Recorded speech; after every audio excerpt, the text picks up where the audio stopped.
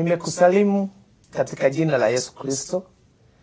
Kwa majina yangu ni Ambassador Kim na nimekuja hapa na ili tuweze kusemesana neno la Bwana.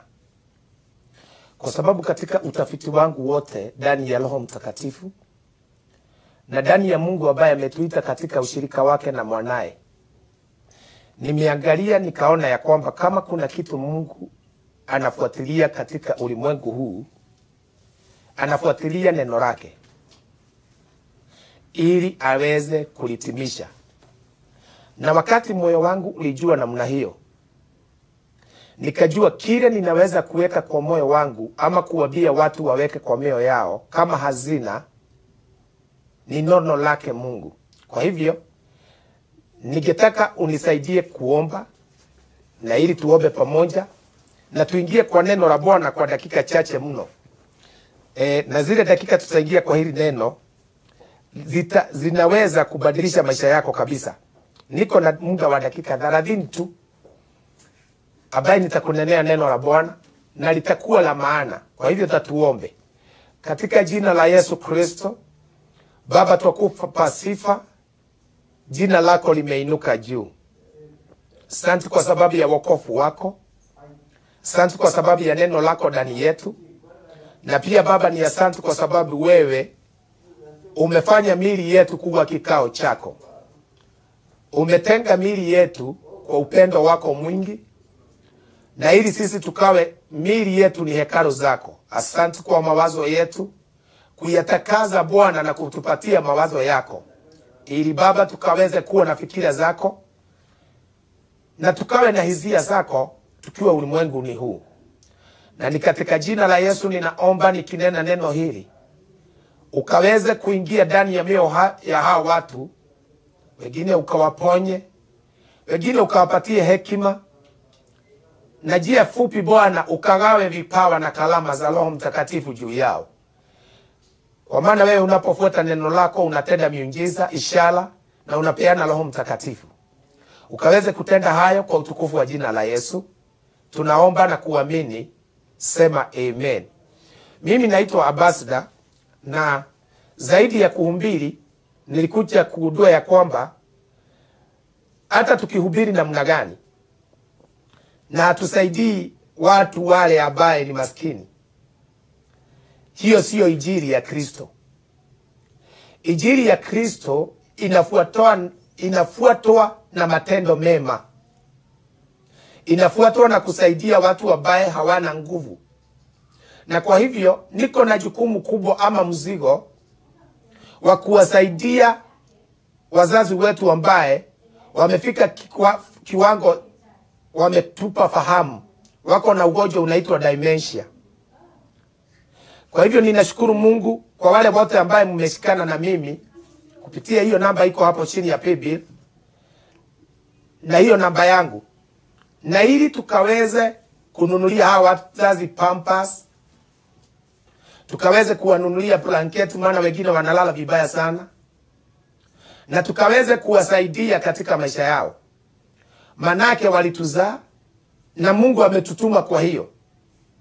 Kwa hivyo wakati unasikia ya kwamba hutaki kupeana, wakati unasikia ya kwamba sitaki kutoa mali yangu, ni wewe unajifungia mlango. Manake Mungu anakupatia ili akuamini ama akuaminie, ukipeana kwa wale wengine naye azidi kukupea. Na siku ya leo nataka tuangalie neno unapofanya hivyo, unapofikiria kwa nini uliokolewa. Imagine hatukuokolewa tuende mbinguni. Hapana, kama Mungu alikuwa anatuokoa tuende mbinguni, tungeokoka na tukufe. Lakini tuliokoka na tukakaa katika hii ulimwengu ili tukaweze kutenda matendo mema katika hii ulimwengu. Na ni vyema ujue wale watu wataingia mbinguni ama wale watu watarithi ufalme wa Mungu ni wale watu ambaye waliangalia maskini. Sio wale walienda surface, sio wale walienda, ni wale wanapeana kulingana na neno lake. Wacha tuangalie neno lake na ili nikaweze kulifafanua kwako Manake nataka kunena na kanisa lile Kristo aliwasha na akalitumia Roho Mtakatifu. Kwa sababu kanisa lile Yesu Kristo aliokoa ama aliita kwake ni watu wako na fikira kama za Kristo, ni watu wako na mawazo kama ya Kristo, wanaona mambo kama Bwana, na wanaongea lugha ya mbinguni. Kwa sababu sisi ambaye tumeokoka, wapendwa, tuko na lugha yetu. Na ni vyema ukiokoka ufundishwe kuongea lugha ya mbinguni. Maana lugha yetu ya mbinguni sio kama ya hapa. Na sisi ambaye ni Kristo aliongea hiyo maneno katika Marko. Akasema ya kwamba na hao watu watajulikana. Manake watakuwa na lugha. Wataongea na lugha mpya. Watafukuza mapepo. Hata wakishika kitu kinaweza wadhuru, hawawezi dhulika. Watawekelea watu mikono yao na wagonjwa watapona. Alipokuwa ananena hiyo maneno, ni sisi alikuwa anasema juu yetu. Kwa hivyo watu wale ambaye ni wa dunia, unless waingie katika Kristo,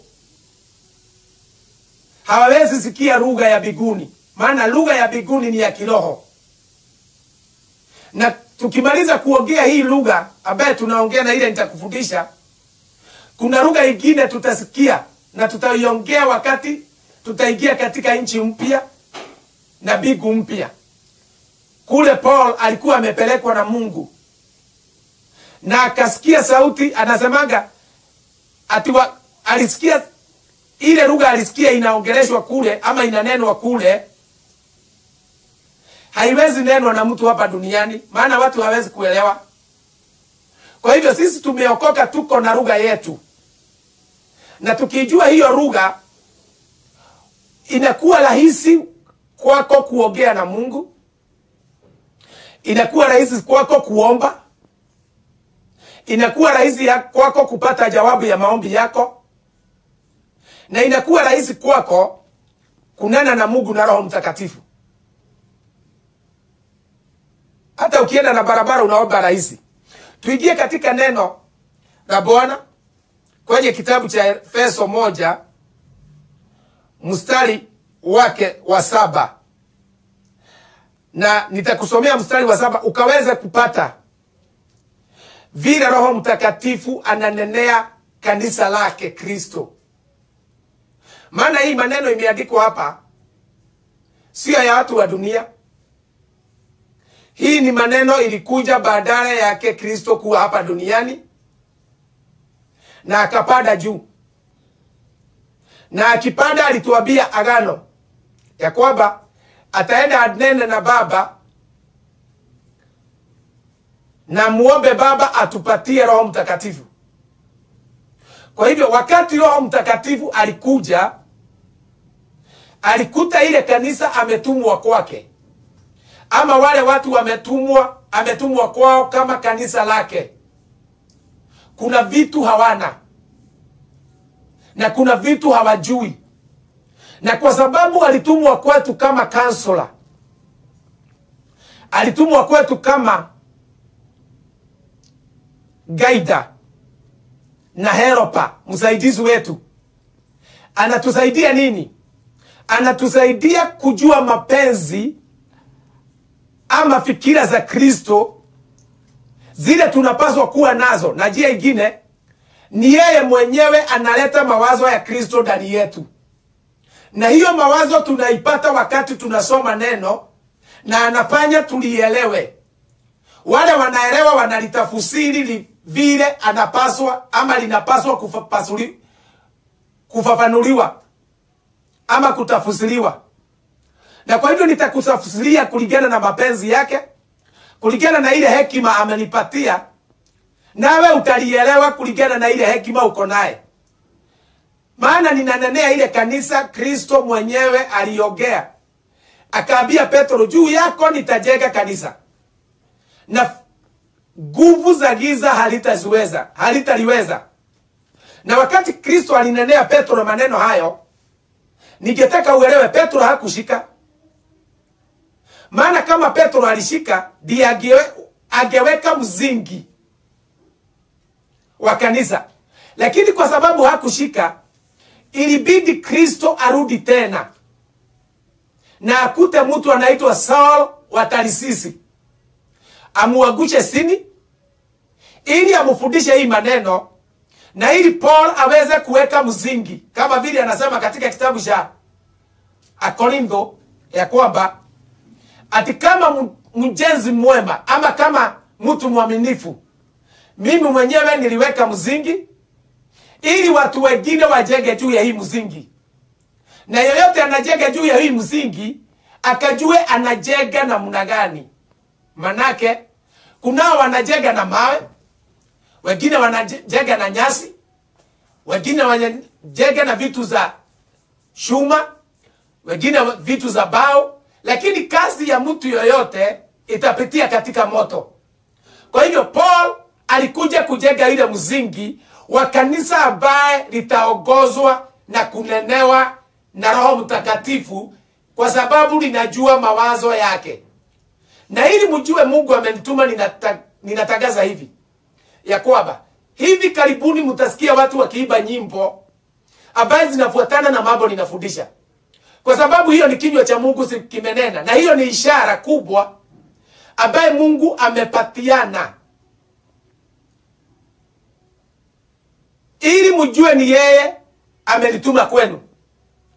Na mkinisikiza amuandae kwa sababu ya kurudi kwake. Manake kile time tarumpeta ya Kristo inaweza lia. Kwa hivyo tuangalie neno la Bwana kwenye kitabu cha Efeso, na tunaangalia Efeso 1:7 inasema hivi: ati katika yeye huyo kwa damu yake tuna ukombozi wetu, msamaha wa dhambi, sawa sawa na wingi wa neema yake. Nikikusomea hapo tu na ninyamaze,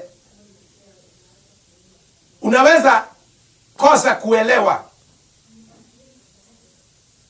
vile hili neno linasema.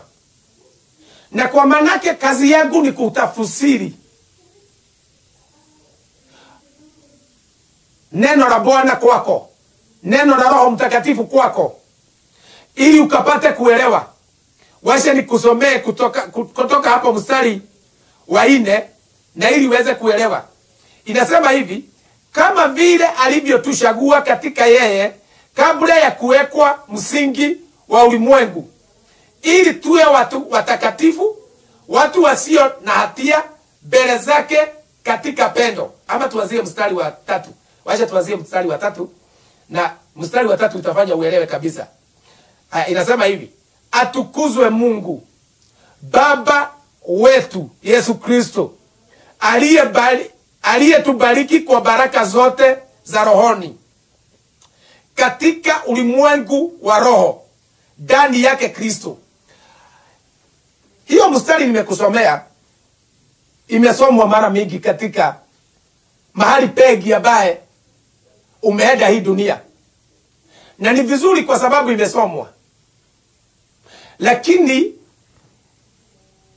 halijawahi kutafsiriwa kwako vile linapaswa, ili ulisike ama likuingie, lipandike ndani yako, liwe mbegu ambaye itamea ndani yako na ikuletee ushindi. Inasema hivi: atukuzwe Mungu Baba wetu Yesu Kristo, aliyetubariki kwa baraka zote za rohoni. Kitu ya kwanza unaambia ni kwamba tayari Mungu anapaswa apewe utukufu, kwa sababu kuna kitu amefanya katika maisha yetu. Na kitu ya kwanza ama kitu ya muhimu amefanya, ama kitu kimoja amefanya, maana amefanya mambo mengi. Kitu moja amefanya, ametubariki na baraka za rohoni. Hivyo ni kumaanisha namna gani? Ni kumaanisha wakati tumeokoka, hatuokoki tufundishwe tuko na shetani. Hatuokoki tufundishwe ni nani ameturoga. Hatuokoki tufundishwe ni nani alituendea. Hatuokoki tufundishwe kupata breakthrough. Hapana. Tunaokoka tufundishwe kile tumepokea. Manake watu wengi wamepokea kitu lakini hawajui.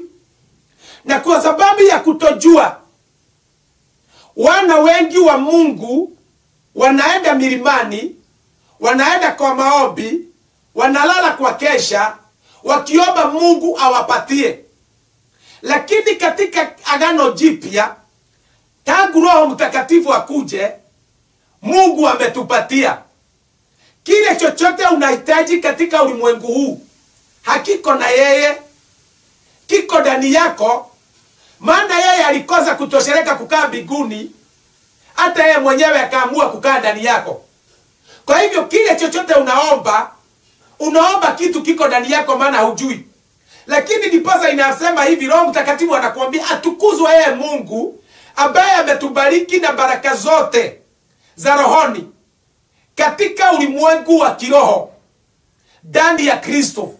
Kwa hivyo katika ulimwengu wa kiroho sisi tumebarikiwa, na hatujabarikiwa kwa sababu tuko nje ya Kristo. Tumebarikiwa kwa sababu tuko ndani ya Kristo. Na mtu anajuagaje yako ndani ya Kristo? Ni nini kinakueleza? Ni nini kinafanya ujue mama, mhubiri, muibaji, ati wewe uko ndani ya Kristo? Ni kwa sababu ya kuwa unafikiria kama vile Kristo anafikiria. Kristo hafikiria kirogwa. Kristo hafikiria akiwa mgonjwa. Kristo hafikiria akikufa. Kristo hafikiria akishindwa. Kristo hafikiria akilemewa.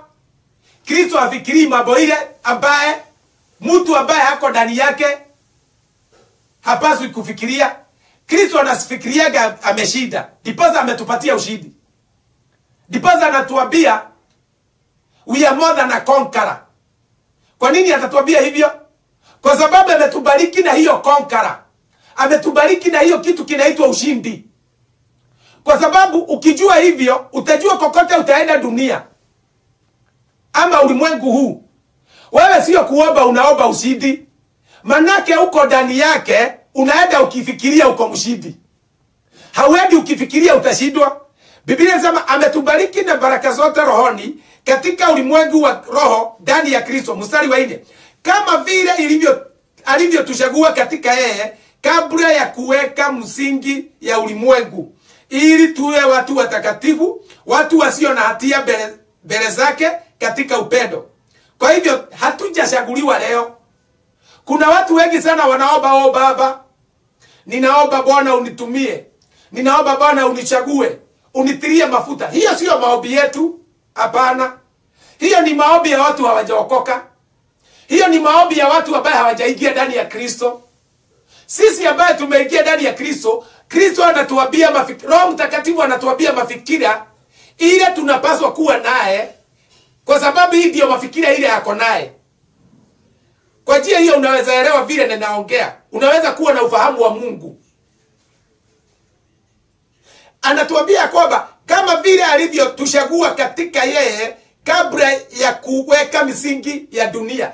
Ati ndani ya Mungu ndani ya Kristo huyo ambaye ametubariki naye na baraka zote za mbinguni, kama vile alituchagua kabla ya misingi ya dunia. Remarkable.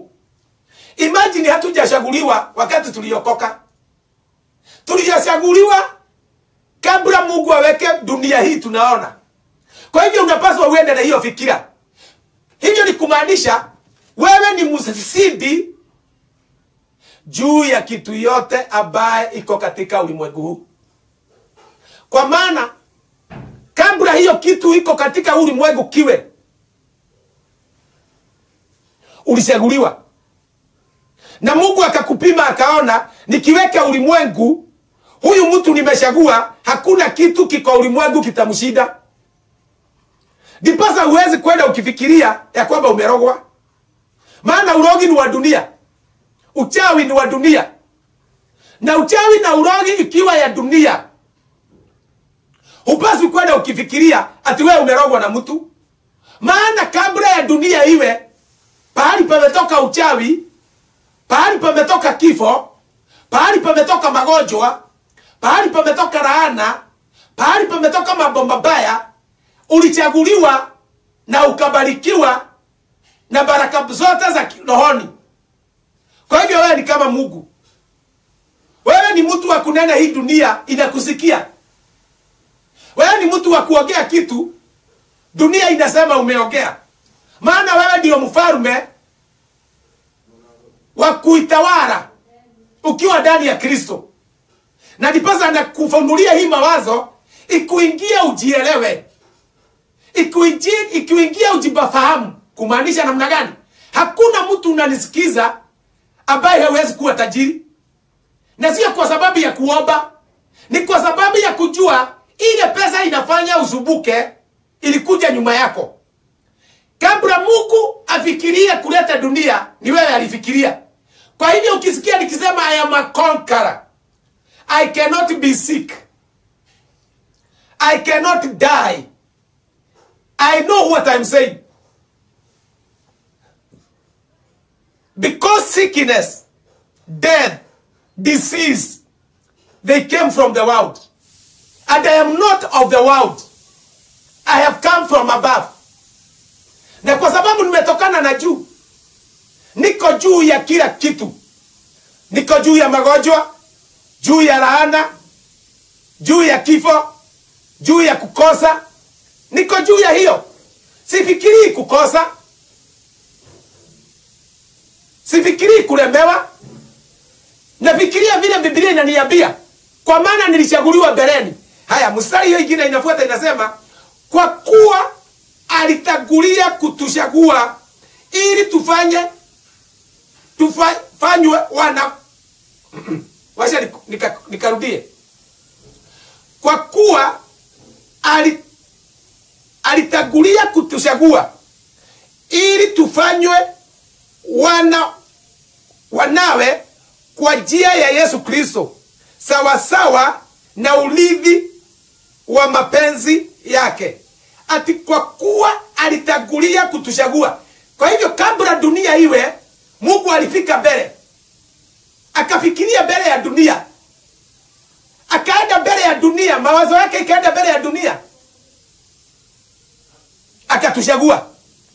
Alipotuchagua, alitufachafua ili tufanywe wanawe kwa njia ya Kristo. Kwa hivyo mimi ni mwana. Na mwana anaongeaga kama baba. Mwana anafikiria kama baba. Mwana anatenda kama baba. Kwa hivyo sisi ni watu tunaweza fufua wafu. Sisi ni watu wa kuambia kiwete tembea, kinatembea. Sisi ni watu wa kufikiria vile dunia inapaswa kuwa inakuwa. Kwa sababu Mungu alituchagua mbele ili tuwe wanawake ndani ya Kristo. Imagine wewe ukiambia Bwana, naomba ya kwamba nikawe mwana, lakini yeye anasema hapana, usiombe hivyo. Mimi nilikufanya mwana zamani na nilikufanya mbele. Alafu nikakutumia Kristo, kwa maana nilikuumba na nikaumba dunia, nikakuweka dunia, nikakuja huko nikujulishe wewe ni mwana wangu. Haleluya. Haya, anasema hivi mstari wa 6. Na asifiwe utukufu wa neema yake ambaye ametuneemesha katika huyo mpendwa. Mstari wa 7 sasa. Katika yeye huyo kwa damu yake tunao ukombozi wetu, msamaha wa dhambi, sawa sawa na wingi wa neema yake. Sikiza. Sasa hapa panatuambia katika huyo Kristo ambaye Mungu alitachagua ndani yake na akatufanya wana ndani yake, na yule ndani yake tumebarikiwa na karama zote, ama tumebarikiwa na baraka zote za kiroho.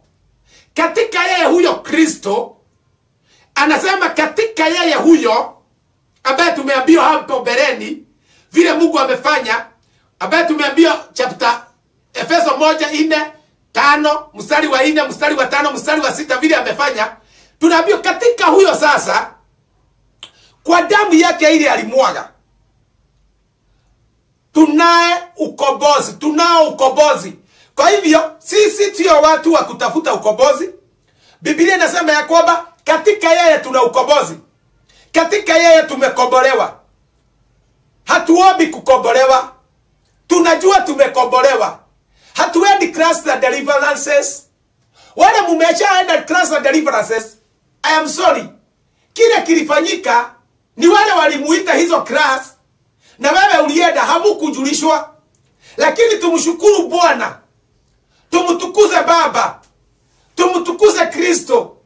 Tumtukuze Roho Mtakatifu, ambaye kwa neema yake nyingi amefanya tukajua ya kwamba tuko na ukombozi wetu. Hatupaswi kutoa pesa tukombolewe. Hatupaswi kutoa pesa tukomboe watoto wetu. Hatupaswi, kwa sababu anasema ukombozi huu, wokovu huu ni wetu na watoto wetu. Kwa nini tutoe pesa tukombolewe? Na anasema ni katika yeye tumepata ukombozi wetu. Katika yeye huyo, kwa damu yake tunao ukombozi wetu. Tunao, iko ndani yetu. Hatutaki kukombolewa tena. Tuna ukombozi huo. Tuko na uwezo wa kujikomboa.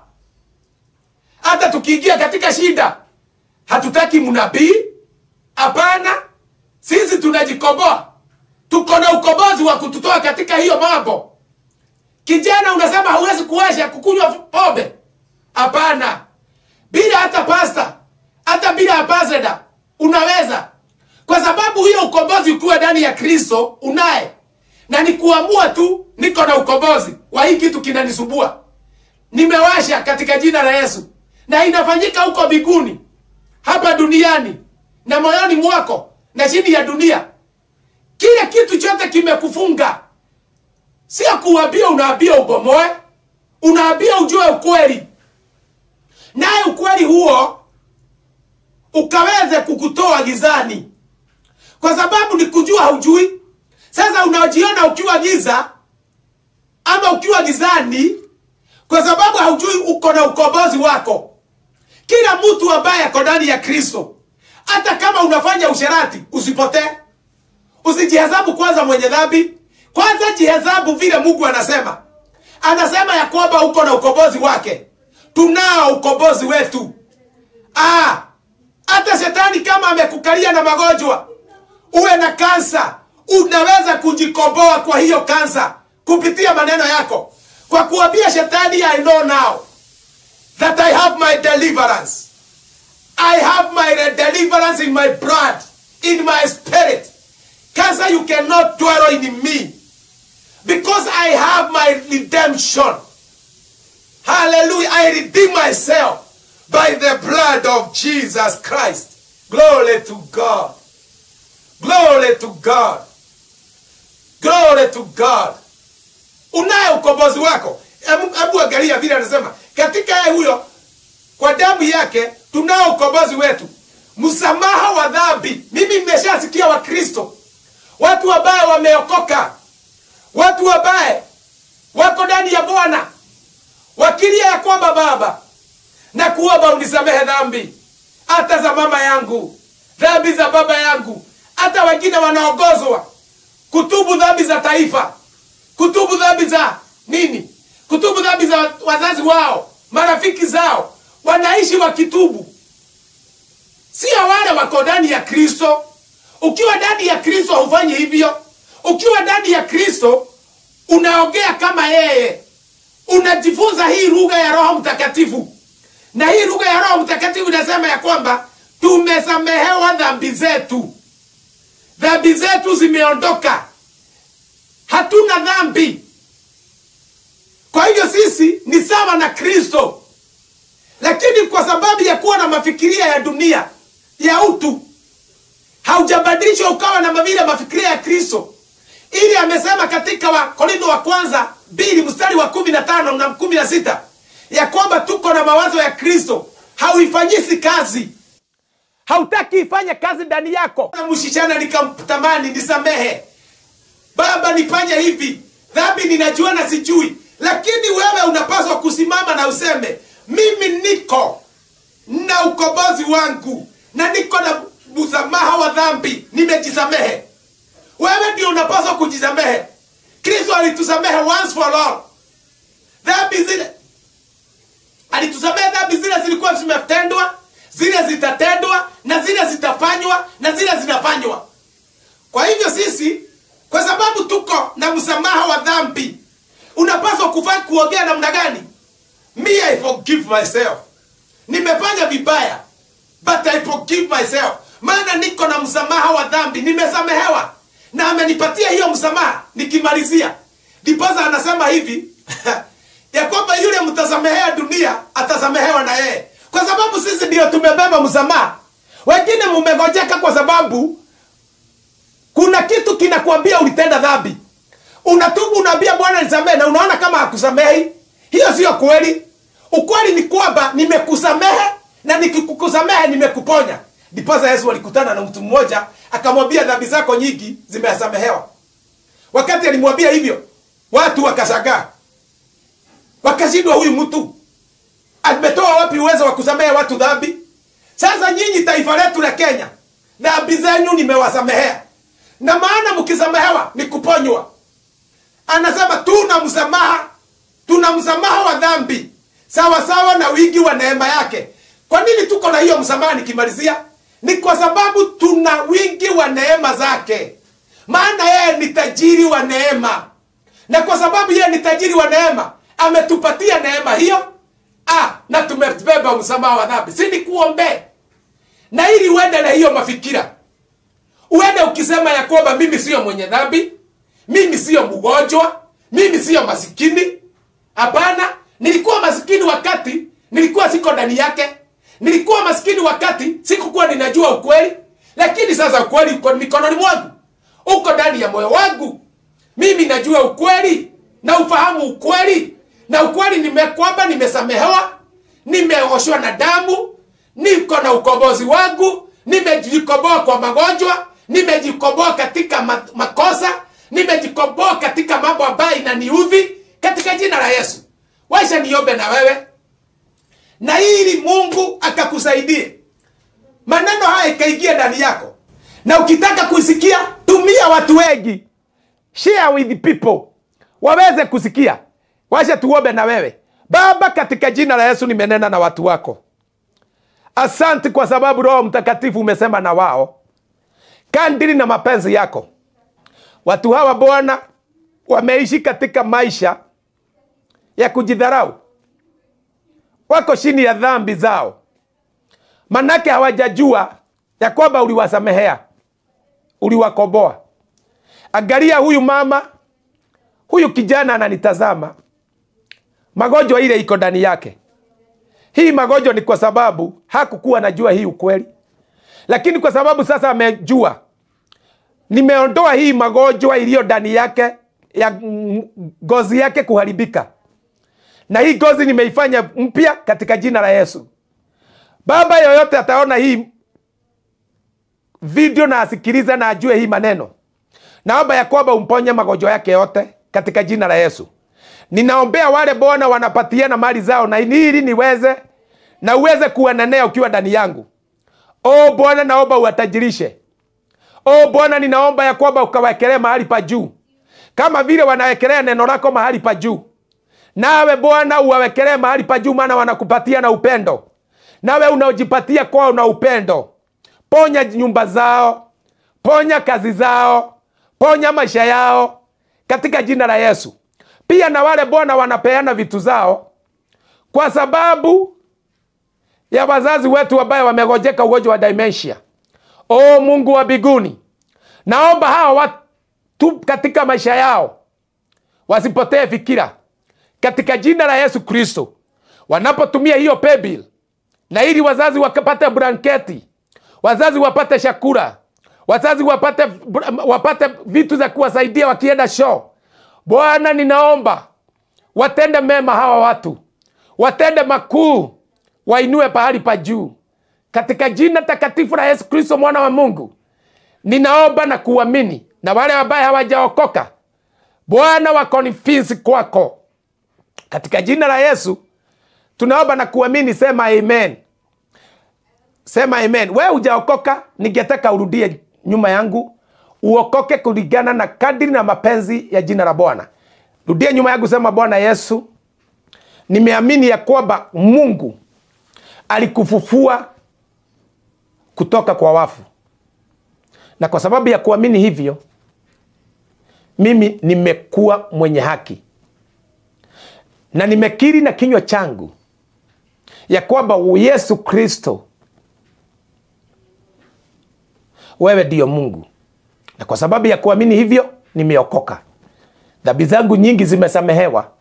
Ponya mwili wangu, njia zangu na maisha yangu. Kwa jina la Yesu nimeomba na kuamini, sema amen. Kama umerudia hiyo ombi, my brother, umeokoka katika jina la Yesu Kristo. Wacha nikakuombee. Baba, ukamuweke katika, ukampatie Roho wako Mtakatifu, ukamuelekesha katika njia njema za wokovu. Katika jina la Yesu tunaomba na kuamini, sema amen. Na wewe ambaye unapatiana vitu zako, Bwana akubariki, akutendee mema. Endelea kushare hii video, wata ijulikane na watu wengi. Patia hata watu ambaye sio wa lugha yako, wakapata kujua ya kwamba dhambi zao zimesamehewa. Katika jina la Yesu tumeomba na kuamini. Kwa majina yangu naitwa Ambassador Kim Kim. Tukutane tena ili tuendeleze injili. Kwa jina la Yesu tumeomba na tumeamini. Amina. I love you.